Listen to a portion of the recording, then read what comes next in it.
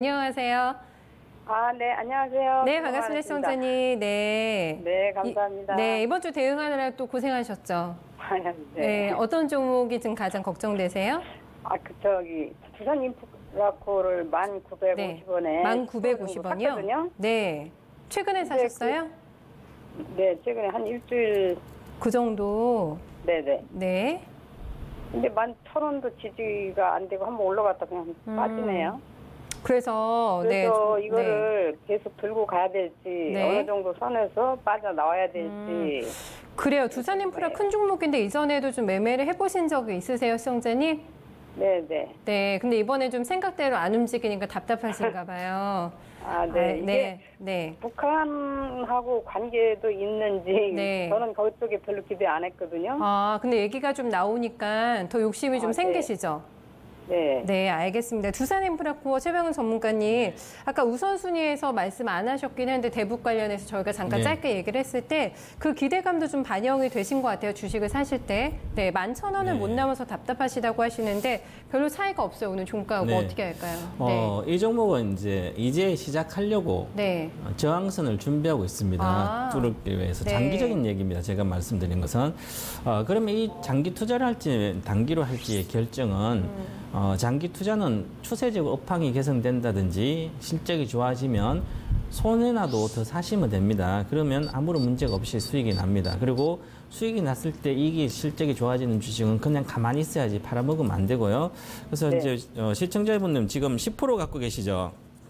네, 10%. 네. 그러면 이 종목은 제가 저도 라스트산에서 추천한 적이 있는데 자, 1,450원입니다. 그래 1,900원 샀지만 10,000원에서 11,500원 사이가 계속 작은 박스권에 놓여 있습니다. 원래는 이제 8,000원대 이렇게 올라왔는데 최근에 8,000원에서 11,000원까지 올 때는 대북 관련된 수혜주라고도 하고 했는데 워낙 다른 쪽에 철도 관련이라든지 뭐 건설에 이런 쪽이 많이 왔기 때문에 실제로는 아니고 그런데 사실상 이제 내년부터 본격적인 이제 남북 경협이 시작되면 두산인프라가 또한 수혜주 중에 가장 큰 수혜주 한 종목입니다. 왜 그러냐면 굴삭기죠. 그러면 굴삭기가 지금 현재 이 두산인프라의 굴삭기 판매 매출 비중의 42%가 중국입니다. 그리고 나머지 동남아고 한국 좀 있는데 한국은 사실은 어디 땅 팔 때도 별로 없어요. 인프라 가임 투자기 때문에 저 시골까지 전부 다 포장되어 있기 때문에 토목공사할 때 별로 없습니다. 건물 지을 때는 건축할 때는 두산인프라 기가 별로 필요 없으니까 토목건설할 때 필요한 거죠. 그럼 북한을 관련돼서 북한은 건물 지으면 자기네 다 지을 수 있고 시멘트 다 있습니다. 그죠? 그런데 중요한 것은 북한이 필요한 경협에서 필요한 것은 찍어서 기업들이 들어갈 텐데 그러면 거기에 토목공사를 하는 게 가장 중요합니다. 철도는 개선이 이제 그거보다 그건 실제로 수익이 크지 않고요. 토목입니다. 도로를 닦아야 되거든요. 그럼 도로 닦을 때 가장 중요한 포장하고 그다음에 하는 이 굴삭기 가장 많이 필요하겠죠.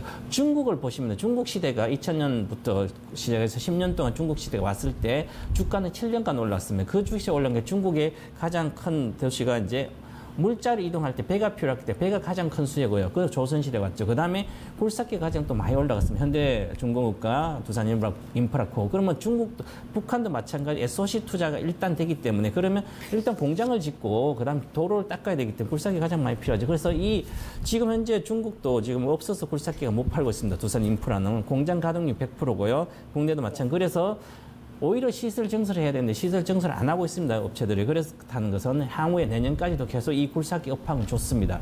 그런데 이제 북한까지 들어가기 때문에 폭발하는 시점이 조만간 다시 올 걸로 보입니다. 그래서 6월 중순 정도에 두산인프라코는 이제는 12,000원 이상으로 돌파할 걸로 예상이 되기 때문에 이번 기회에 눌림 구간 10%밖에 안 되면 앞으로 20%가 더 사셔야 됩니다. 10억에서도 3억씩으로 산다면 더 사셔야 되죠. 계속 이거를 보고 시세만 보고 계속 하는 게 아니라 그래야만 다시 18,000, 2만대까지 내년 2만대까지 볼 수 있을 걸로 보이기 때문에 단기 투자가 장기 투자로 가시길 바라겠고요. 실적이 이상 없고 문제가 없어. 물론 이제 중국의 소송권이 있는데요. 그것을 그렇기 때문에 좀 덜 가고 있습니다. 어느 정도 반영이 됐기 때문에 이제는 중장기로 계속 내려가면 추가 매수 이렇게 1,300원 이하에서는 추가 매수를 하셔서 가시는 게 좋을 걸로 보입니다. 강력 보유 관점으로 말씀드렸습니다. 네, 시청자님. 네. 더 추가로 궁금한 거 있으세요? 그러니까 원래 저도 이걸 단기로는 보지 않고 좀 장기적으로 봤거든요. 중국도 있고 북한도 있고. 그런데 이 그 10,000원을 못 넘어가니까 이게 지금 계속 당장. 이럴 것인가 어쩔 네. 것인가 그게 네, 그 궁금했어요. 기간을 참으셔야 된다는 말씀이신 거죠? 네. 그럼 중장기로 지금까지 한번 가보겠습니다. 시청자님 수익률 좋습니까? 네? 수익률, 계좌 수익률 아주 좋아. 1년 연간 한 30% 이상 수익이 나고 있어요? 아니, 그렇진 않아요. 그러니까 앞으로 이거는 1년을 들고 있어도 30%가 50% 이상 갈 수 있는 종목이기 때문에 장기 종목을 묶어두고 나머지 한 30%, 내 자금 30% 단기 매매하는 거지.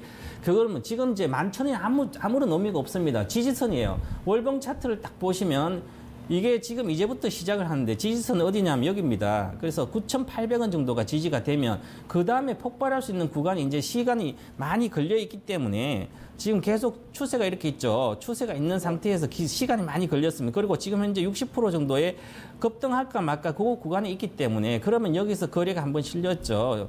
여기에요. 급등하고 그리고 빠지고 있기 때문에 얼마 안 남았습니다. 이게 위로 가버리면 이제는 오히려 시가 기준으로 보시면 11,000원대 종가로 이틀간 안착하면 그때부터는 위로 갈 수 있는 구간입니다. 위에 매물대가 없기 때문에 추세 상승이 이제 시작하는 그런 구간입니다. 그래서 다음번에 수혜가 되고요. 그래서 기관들이나 외국인들도 어느 정도의 매수를 하고 있기 때문에 조금 더 3개월 이상을 보시고 투자하는 게 가장 좋지 않겠나 이렇게 보고 있습니다. 네, 저는 중장기 적합한 종목이라는 의견이 나왔어요. 네, 수익 많이 내시길 바라겠습니다. 아, 네, 감사합니다. 네.